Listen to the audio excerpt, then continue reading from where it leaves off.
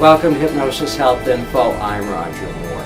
You know, it's truly amazing the amount of sodium that people take in on a daily basis, quite by accident. They may not be salting their foods and even going for salty, crunchy foods like potato chips and popcorn and pretzels and things like that. But just eating processed foods, eating in restaurants, going to fast foods, eating junk foods, not only do you pick up fat and sugar, but often it's very filled with sodium.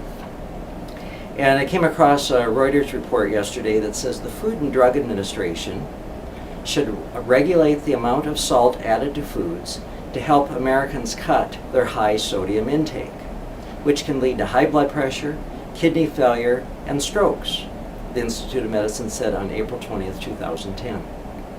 The Institute of Medicine said this was needed because Americans get the most of their salt from processed and restaurant food, and merely telling them to eat less salt has not worked.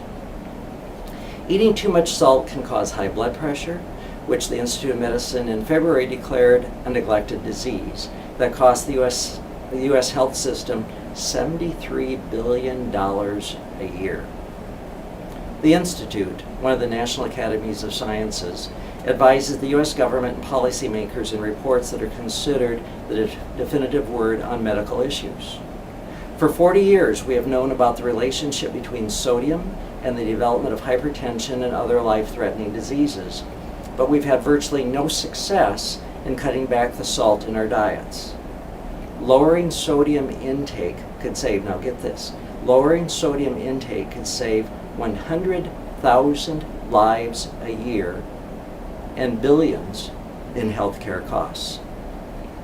People only need about 1,500 milligrams of salt a day to maintain bodily functions, but the average American eats twice that, more than 3,400 milligrams a day, or the equivalent of 1.5 teaspoons of salt. Wow, and that's primarily by eating in restaurants, by eating in fast foods, eating processed foods. You know, there was a time, that wasn't this winter, it was a little winter before, where in my Bainbridge office one day I went home and for lunch, which doesn't happen very often, but a client was sick and canceled, and so I had the time to jump in the truck and go the 4 miles home to my house, and was standing there at the cupboard looking for something that would be different and good for lunch, and I found a can of soup, and it was from a company that puts out there that they're healthy, and it was split pea soup, and I looked at the label and it said, well, there were 2 servings in this can of soup, but you know, it's only a can, and I thought, yeah, right, and I heated the soup up in the stove, and I poured it in a mug, and it filled the mug, and I drank the whole mug of split pea soup. And throughout the day, I couldn't believe how thirsty I was and how much water I wanted. And the next morning I woke up, I got on the scale, I was up 3 pounds from the day before. And the only thing unusual or out of the ordinary that I'd eaten was that can of soup. And I tried to put my rings on, I could barely get them on. My whole body was just kind of bloated and stiff and sore and achy. It's the last time I've had canned soup. It's amazing the amount of sodium that's put into our food products, and we really need to pay attention to that. Now, I often get phone calls from people that are looking for help in overcoming salt cravings. Often they're not even overweight, but they're pouring lots of salt in their food, they're eating a lot of salty, crunchy foods, they're craving salt, they have what they call an addiction to salt. And they want to know if hypnosis can help with that.